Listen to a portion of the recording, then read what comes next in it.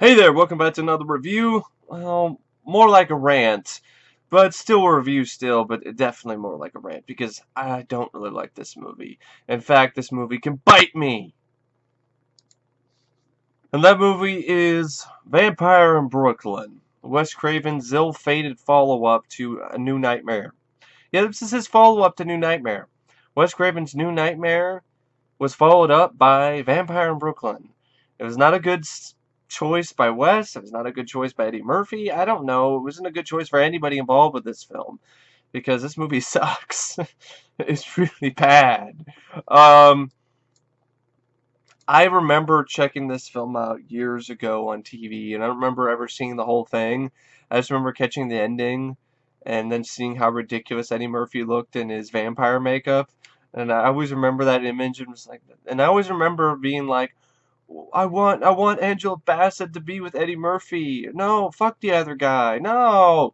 I always remember that. I was like, and after watching the film, I know why. Because the other guy sucks. There's no, mainly because the character is so poorly written. Alan Payne's character, whose name is Detective Justice. I mean, just the name of, see, the cop and his last name is Justice. Oh, God. Anyway, the film was directed by Wes Craven, which I don't know why Wes chose to direct this. Was he hard on cash again? New Nightmare was a decent hit. Was he really that hard on cash again? Was it another instance like Hills of Eyes Part 2 where he's like, I need some money, so I'll take whatever project I can get? Or was it Paramount just drove up to his house and just unloaded a truck full of cash and was like, "Hey, please, hey, this truck full of cash is yours, Wes, if you direct the new Eddie Murphy movie, Vampire in Brooklyn." All right, I'll take it. I'll do it. Thanks for the truckload of cash. Sure, I don't really know. I don't really. It's one of the. It doesn't even look like a Wes Craven film. It's one of the. It doesn't feel like a Wes Craven film. It doesn't really look like a Wes Craven movie. It's the direction is just it's there, but it's not really that impressive. Definitely looks like Wes's heart was not in this project. Um, it's produced by Eddie Murphy and Mark Lipsky. It has a screenplay by Charlie Murphy, and Michael Lucker and Chris Parker, based on a story by Eddie Murphy, Vernon Lynch, and Charles Murphy. The screenplay is terrible. It's chock full of musty old vampire cliches that you've seen done in a million other vampire movies and done a lot better in those films than they are in this movie. It doesn't add anything new to the vampire genre. Even the whole concept, hey, it's a vampire in an inner city. They did that already, and they did it with a black vampire in a movie called Death by Temptation, which also came out in the 80s, which I think Kadeem Hardison was also in that movie. Um, and so was Samuel L. Jackson and, Clarence Bond III. I don't remember it being a great movie, but I definitely rather watch that over this. Because at least it knew that, hey, we're not trying to take things too seriously. This film was just, it was, it wasn't funny. It's marketed, its tagline is a comic tale of horror and seduction. It's not funny, so it's not comic. It's not scary, so it's not horror. And seduction, it's not even that sexy. It just seems ridiculous more times than really sexy. I mean, how am I supposed to find, even if I was the intended audience, I'm sorry, I don't think ladies are getting their panties wet watching Eddie Murphy with this ridiculous wig and acting like, a fool because I'm sorry, I don't think they're gonna find that sexy. I think what they're gonna find is like, why is Eddie not making me laugh? Why is he trying to turn me on? He turns me on with his laughter. He doesn't turn me on by trying to be some suave, sophisticated prince or whatever the hell else. I mean, it was funny in Coming to America, but here there's none of the same witty writing, and he's just playing the same character, the same Prince character he did in Coming to America, but he's a vampire, and it's just the whole concept doesn't make any sense either. Eddie, why? Why did you choose, yeah, I'm gonna be the vampire? Why? Why do you need to be the vampire? You should be the guy fighting the vampires or something. Like, Eddie Murphy as a vampire is just, is ridiculous. I can't buy it. I can't buy Eddie Murphy as some vampire I'm supposed to be scared of. And you're supposed to think it's suave and sophisticated. It's Eddie Murphy. It's a miscasting choice. It's like if you had Chris Rock play a vampire, a sexy vampire. It doesn't fucking work. It's just no. It's a bad decision, just like Eddie Murphy's later decisions in his career and his decision to try to be a singer. They're all bad decisions. This is definitely one of them. And I'm with my friend Matt. He thought this movie was going to be a movie where it's like The Golden Child meets Fright Night, where Chandler Jarrell, like, or a character like him, is going to fight vampires. I would much rather watch that. Beverly Hills Cop meets Fright Night. That would have been a much better movie. But no, we didn't get that because that would be a good film and not a bad movie like Vampire Brooklyn is. You know, the movie can't be good because it's fucking bad. So, yeah, I don't think that even if the same writers had that concept, it would be any good because they suck. 3 writers, including Eddie Murphy's brother, and none of them could come up with a screenplay that was worth the shit.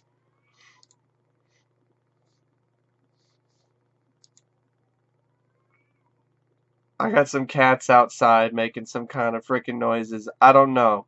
The cats don't like the movie either. Hey! Shut up!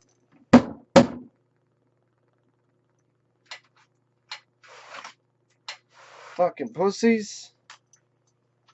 Shut the fuck up. Talking about Vampire in Brooklyn, and the fucking neighborhood cats are like, stop talking about that movie. That's terrible. I hate Vampire in Brooklyn. You know, your movie sucks even when you mention its very name, it causes the neighborhood cats to flip the fuck out.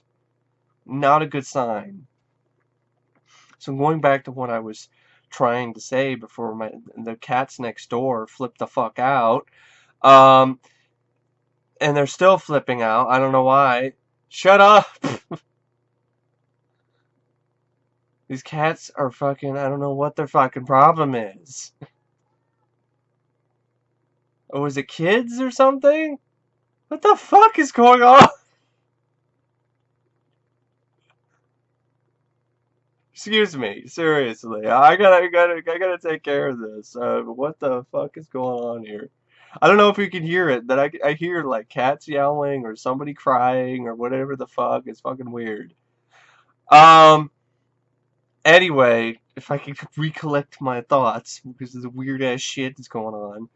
What I'm hearing right now is creepier and scarier than anything in this fucking movie. Anyway, they took 3 screenwriters and they both failed. Their combined efforts couldn't combine to do dick. So, yeah, so the screenplay sucks. The music by J. Peter Robinson is disappointing. I know there's like a reviewer that said that the music was great, and I'm like, I don't really. It's the guy who wrote the Wes Craven retrospective book, The Art of Horror.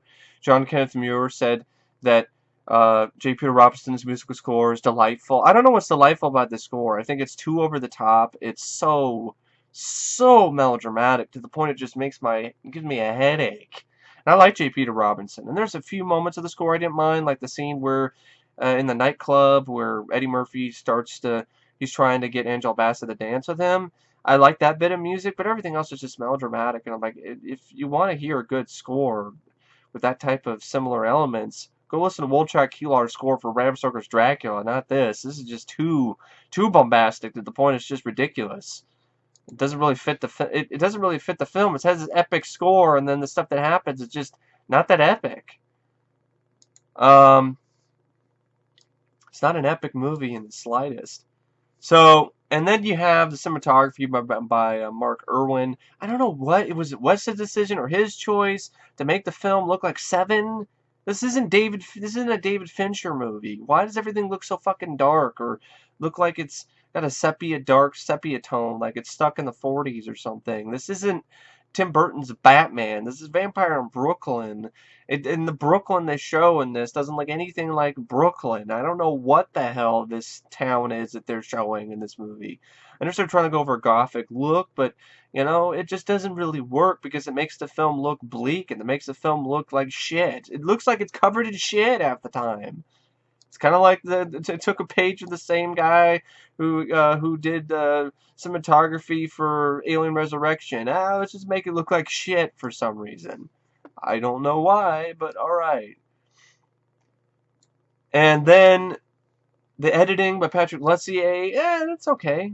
His editing's alright. That's one of the better things, I guess, out of the film is the editing.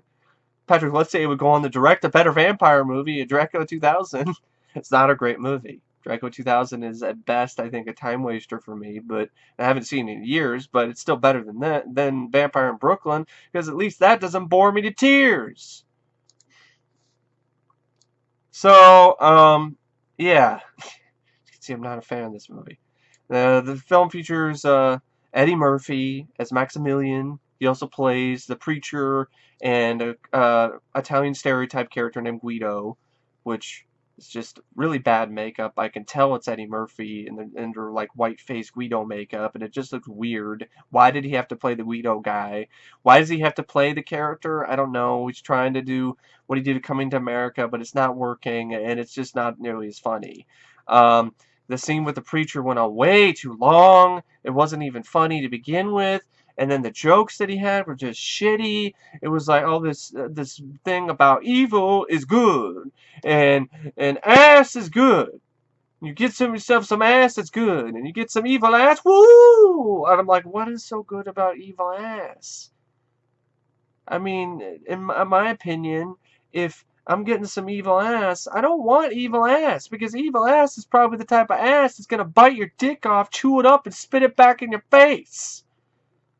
I don't want evil ass. I don't want to get anywhere near evil ass. Evil ass is probably chock full of STDs and crusty and it's fucking full of hemorrhoids and pimples and shit and pus. I don't want to fucking touch evil ass. Evil ass isn't sexy. There's nothing woo about evil ass. Maybe once you smell the evil ass, you make that noise of like, oh, here's some evil ass, and then you take a whiff of it, and you're like, woo! I better get the fuck away from this shit. Smells so bad, it's about to melt my face off. I mean, evil ass? Like, who wrote it? Was it Charlie Murphy? Or who thought of that line? That's fucking terrible. I mean, it's like, oh, hey, you know that she-witch or that from Army of Darkness? That's some good, nice prime ass. You definitely want to hit that up. No, I don't want to hit that up. I want to hit some old hag's ass up. That's fucking disgusting. Evil ass? No, evil ass is not something you should be like, oh yeah, evil ass. You get yourself some evil ass and you're good to go. No, you're not. You don't want evil ass. And all this talk about ass, I'm like, yeah, your movie is ass. It stinks like ass too. Oh, good. Evil is good. Bad is good. No, no. Bad is not good. This movie is still bad. It's still bad. It's still a really bad movie. God, it's so terrible. Like, you get yourself some evil ass. Woo! I'm like, oh my god, that's just bad. It's really terrible. Angela Bassett, who plays Detective Rita, I don't know what it is. Is it her performance or is it the writing? I think it's a combination of both. There are times where she's competent, other times she looks like she's had a lobotomy, like her brain's been sucked out of her head. Like, oh yeah, and she has no chemistry with the lead guy played by Alan Payne. And I like Alan Payne in CB4, but here he sucks. He's terrible as Detective Justice. Just the name, Detective Justice. He's not a badass. They try to portray him as one in the end, but it doesn't work because he's been a pussy throughout the entire movie, and he hasn't done jack shit anything. And his performance in here is not very good. It's like if they took Shawn Wayans from his In Living Color days when he was the DJ and said, hey, here's the lead role in a movie. See how well you can do. He even sounds exactly like Shawn Wayans, and he looks like Drake. And we all know Drake can't act. If you don't know what I'm talking about, Drake is the hip-hop music guy who used to be on Degrassi. I know there's some people who probably are familiar with Drake. For those who aren't, that's who I'm talking about. He does. He looks exactly like Drake. And You know, he just sucks. Detective Justice is supposed to be this character who's supposed to have this relationship with Angela Bassett, and there's no chemistry between the two.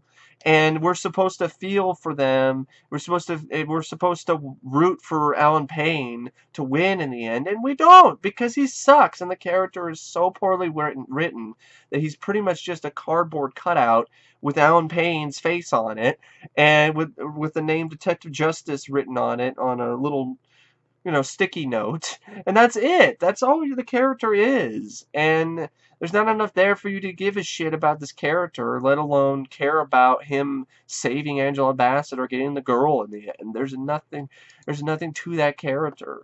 Kadeem Hardison plays Julius Jones, and he doesn't have much to do. Like, Kadeem Hardison was a lot better in Cool Runnings, and he's just pretty much the film's version of Renfield, and he's a ghoul, and like pieces of his body fall off, and that's supposed to be hilarious.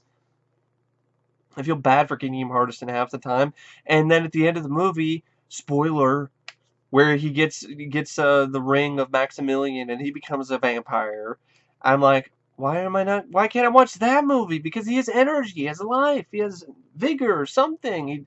He's kind of fresh and hip, and I'm like, hey, cool, Kadeem Hardison is a vampire. I want to see that movie. I want to see that vampire in Brooklyn. Not Eddie Murphy trying to be, I don't know, trying to be Gary Oldman or some shit, or basically what he is. He's being the prince from Coming to America, but with none of the actual charisma, and it's not funny. So, and you also have John Witherspoon, who plays Silas Green, who's his uncle of Julius. He has a few lines that I kind of chuckle at, but for the most part, I don't like the character. I just think he's annoying. Um, Sax Mokae plays Dr. Zakes, who's this film's version of Van Helsing. It's a pretty throwaway, nothing role. He really has nothing to do. Does the best he can with it, but he has nothing to do with the role. Um, Joanna Cassidy plays Captain Dewey for some reason. Joanna Cassidy, she's there. She's got a New York accent, and there we go. She's the captain. She doesn't do jack shit, and then that's really about it in terms of the cast. Um, Sadly, this is a film that not only sucks, but it also had a stunt woman who died filming this movie. The stunt woman was Sonia Davis, who was the stunt person for Angela Bassett, and she died. She performing a 42-foot backward fall, and she was supposed to land on an airbag, and she ended up hitting solid ground instead. And I gotta say, rest in peace, Sonia. And it sucks enough that she passed away filming this movie, but it also sucks that the movie that she died filming also happens to suck.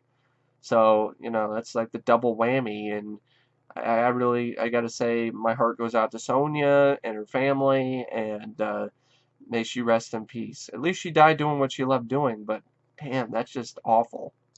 There's really no other way to put that, really. Um, Eddie Murphy pretty much stated that he made the film for one reason, so he could get out of his contract with Paramount, so he could do The Nutty Professor with Universal. Um, and Paramount agreed that he'd do the movie, and then Paramount would agree to release the rights to Nutty Professor to Universal in exchange for finishing his deal with the studio. So no wonder it looks like Eddie Murphy's sleepwalking through the film, because he's only doing it mainly so he can get out of his contract. And it shows. He even said that one of the big things that ruined the film too was the wig. He walked out in the long-haired wig, and people said, "Oh, get the fuck out of here! What the hell is this?" That's how I felt too. I was like, well, "Who the hell does he think he is? Does he think he's Billy D. Williams selling me Colt 45? That would have been better. Have Billy D. Williams play the vampire in Brooklyn. On the vampire Brooklyn. Why don't you suck on my Colt 45? I mean, come on. Ridiculous shit. I guess John Witherspoon really likes the movie. Each their own, man. I'm not a fan of the movie. And this is Eddie Murphy's last film he did for Paramount. Excuse me. Yeah, this film gives me indigestion. So, excuse me, I'm lucky, and you're lucky I don't puke all over the screen, considering how much this movie makes me feel like shit. Um, Roger Ebert didn't like the movie either. Well, I agree with him. The movie sucks. And when it comes to the plot, I'm not going through Wikipedia's entire synopsis. I'm just going to do a very, as quick as I can, rundown of the plot. Okay, here we go. Eddie Murphy is a vampire, and in Maximilian, try not to laugh. That's the biggest laugh you're going to get from the film, is how laughable his vampire name is. Oh, that and the really ridiculous makeup at the end. Oh, and then the fucking dove that fly. Oh man, I'll get into that soon enough. Um, Anyway, so Maximilian and his boat end up crashing into John Witherspoon's place, and you find out he's murdered everybody on board, and there's a decent bit of gore there, alright, not much, but okay, right? Pretty much aftermath stuff, but okay. John Witherspoon sees a wolf, it morphs into Eddie Murphy, and Eddie Murphy goes in and finds, I believe he goes in and finds Kadeem Hardison. Kadeem Hardison is accosted by Mitch Pileggi. I'm like, great. He's in this movie as like some like Italian, bouncer, like mob boss, enforcer guy. And I was like, great, Mitch Pileggi. I wish I was watching Shocker right now. And that's a much better Wes Craven movie. You remind me of much better Wes Craven movies in your movie by having Mitch Pileggi in here. And Zakes Mokae. I'd rather be watching Surfing the Rainbow. I'd rather be watching Shocker. Hell, I'd rather be watching Night Visions, which Mitch Pileggi is in. He just plays the hard-ass police captain. I'd much rather be watching that because it's a TV movie, but it's a hell of a lot more entertaining than this piece of shit. At least it has something to it. This movie is like a vampire film that's all gums. It's just gumming you to death slowly. It's not fun. It's not pleasant. So anyway, Kadeem Hardison gets saved by Maximilian. Mitch Pileggi tries to shoot Eddie Murphy, doesn't work. Says some lame line of dialogue. Well, I've been burned. I've been stretched at the rack before, but I've never been shot. It tickles. And it's like, oh, okay.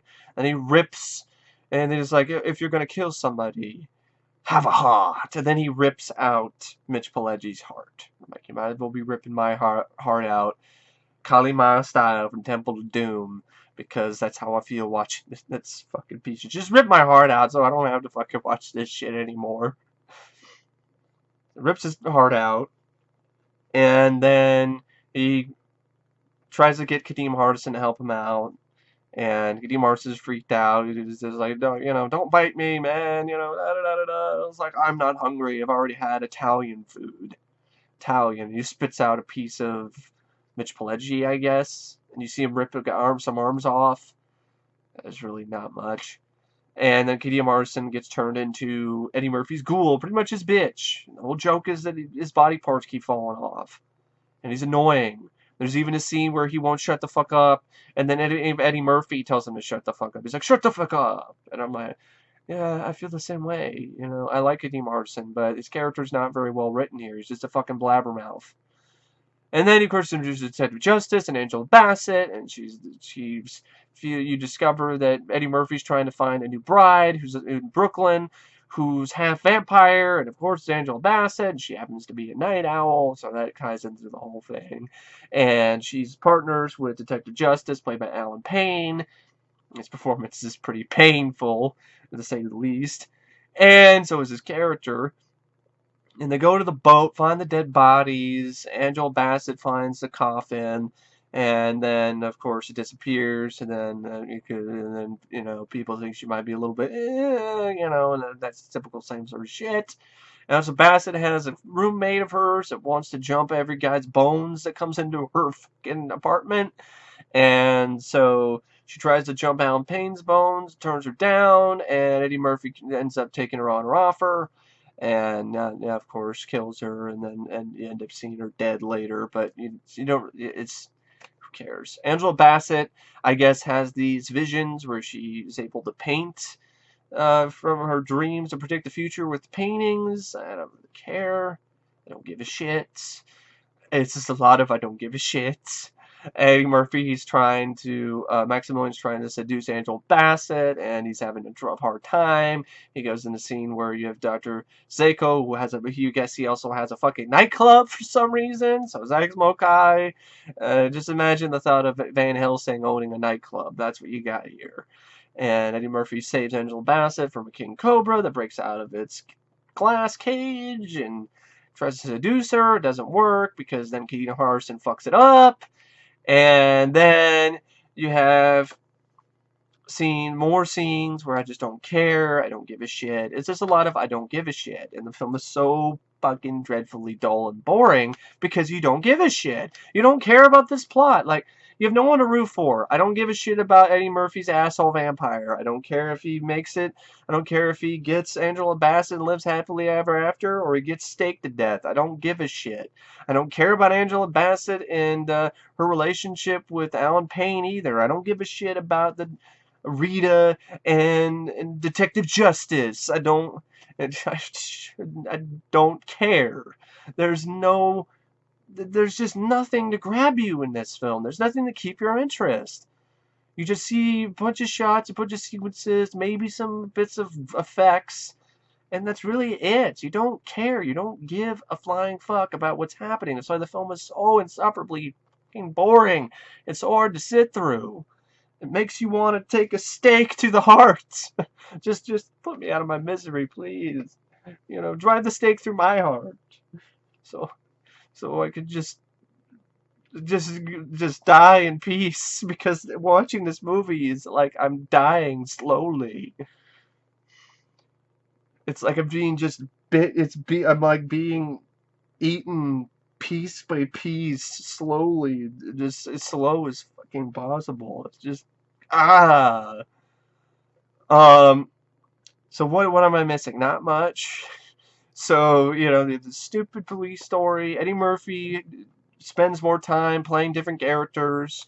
So he becomes a preacher, talks about evil ass, and I don't give a shit. And then goes in and tries to kidnap Angela Bassett in the form of a Guido guy, a stereotypical Italian guy who, pretty much just sucks. And his name is Guido. And just anything funny to say. And then it's not, the makeup isn't convincing at all either. And then you have, I'd rather mess with my hat and make sure it's on straight than fucking talk about this movie for very much longer. So, I'm not forgetting this movie already. I just saw it. I literally just got done watching this movie, folks, and I'm already forgetting it. Oh, man. So, the Guido scene, nothing happens. He gets arrested. Then he tries to basically tries to make it look like, and he did make it look like Alan Payne, boned her roommate before anyway, and so their relationship is falling apart. And I'm like, was there a relationship to begin with? Because the script sucks so much shit. I don't think there was a relationship. I didn't even know there was a relationship between these two that was there to be broken or hurt or anything like that. And then Eddie Murphy ends up seducing Angela Bassett within about an hour and something minutes, 7 minutes into the movie, or an hour into the film, and you're like, it's about fucking time, and it's really not much of anything. And he bites her neck, and now she's half vampire, and then thinks about biting Alan Payne, and then she sees herself in the mirror, freaks out, runs around and runs into the street, and that's what I want to do. I want to run as far away as possible, away from this shitty movie. So she's running away, and then Eddie Murphy grabs her, and then you have the typical, you can't run from your hunger, and you need to feed, and blah, blah, blah, blah, blah. It's your destiny. And then, of course, she fights back. She goes into a church in a really melodramatic, really just, oh, come on, scene. And the music's just so bombastic, it's just laughable. She's like, oh, and Angela Bassett's acting in these particular sequences is really bad. Because it's just too much. It's overacting. And when Eddie's trying to be intimidating in this movie, it's also overacting. It's not believable either.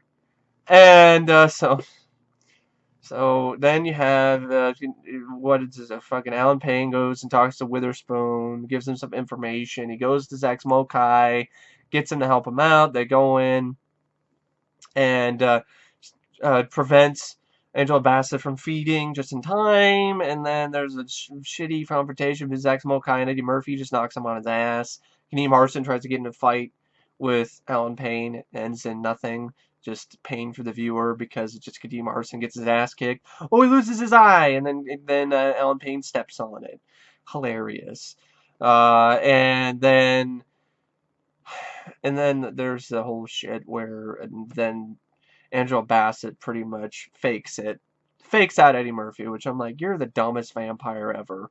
You're gonna fall for that fucking trick where where Angela Bassett, Rita's gonna act like I'm gonna eat him, I'm gonna do your bidding, but then I'm gonna grab this steak and I'm gonna stab you in the heart with it. Because earlier, Zakes Mokae, who also did a stupid thing, he stabbed him in the stomach, and I'm like, what are you doing? And even Eddie Murphy's like, my heart is right here. My heart, not my stomach. And I'm like, you aim for my stomach. And I'm like, even that doesn't save that scene because it's still stupid. It's still stupid. If you're the vampire expert, man. Why are you stabbing a vampire in the stomach? I don't know. This movie sucks. I don't know why I'm complaining about logic or anything when it comes to this piece of shit. So Eddie Murphy gets stabbed by Angela Bassett, and then he fucking transforms, and this just instead of like turning to dust or something or lighting a fire, he like becomes like bigger and stronger, like super vampire Maximilian, super vampire Eddie Murphy, and he's like bigger and stronger with even more crazy makeup and longer hair, and I'm like, what the hell is this? This looks fucking stupid. What is this shit? And then he just keeps going. Like he gets even longer hair and even bigger eyebrows and even bigger, makeup appliances. Is this a joke? Is this what's supposed to be funny about this movie? And then he falls into his coffin and then he fades away. And then I swear to God, I'm not fucking with you. This is how this shit ends. Angela Bassett and Alan Payne share the most passionless kiss I think you've ever seen in the ending of a movie or the climax of a film. There's no passion here whatsoever because they had no chemistry with each other in the film to begin with, and so then while they're leaving the apartment, you see the spirit of Eddie Murphy's vampire like crash out the window, and I swear to God, I think it turns into a fucking dove and then flies away. And it was a bat or something. I don't know. I don't know what it was. It was just fucking. That was the funniest shit in the movie, and it wasn't meant to be funny. And then Alan Payne and Angela Bassett live happily ever after. Kadeem Hardison, he gets the ring, becomes the new vampire of Brooklyn, and then end credits. And then I'm like, oh God, please. And I'm just glad it's over. Really, that's real. I'm just like, thank God this shit is over, and I don't have to watch this shitty movie anymore. Anyway, I really don't know what else to say about Vampire in Brooklyn, except if I was to rate it out of 5 stars. Oh God, is it as bad as um Hills of Ice Part 2? Oh, that's tough. Hills of Ice Part 2 was incompetent. It was just as dull and just as boring. Uh, but this, I would say, I'd rather honestly, I'd rather fucking stick my dick in a fucking blender or some shit than watch either of these movies.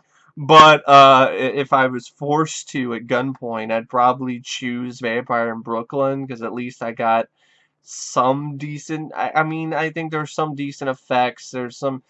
I mean, the editing is pretty good. Wes Craven's direction is there. I think it's better here than it is, for example, in Hills of Ice Part 2. It's a good looking movie. I definitely give it that. Production design is good. I like the costume design for the most part is there, but except for Eddie Murphy's wig and stuff like that. But Art direction is fine. Um, there are some things. There's like a couple scenes that I didn't mind that had some promise.